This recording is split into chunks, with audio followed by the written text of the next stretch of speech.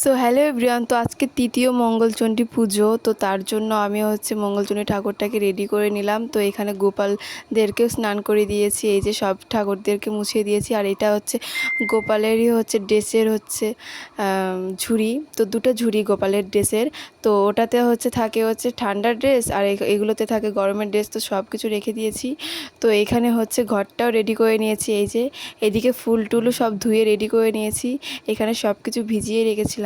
তো এখন এগুলো আমি রেডি করব। তো এখানে 5 জায়গা আমি করে নিয়েছি।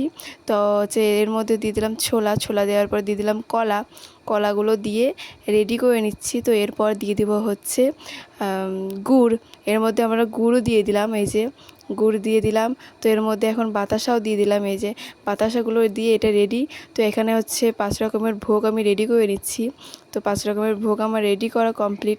তো মা এখানে এসে ঘরটাও বসিয়ে দিল, এই যে। তো ঘট বসানো কমপ্লিট। তো পূজা আমাদের হয়ে গেছে, যেহেতু পূজার সময় আমি ভিডিওটা নিতে পারিনি। পূজার সময় ভিডিও নিলে হতো। তো এই পর্যন্তই।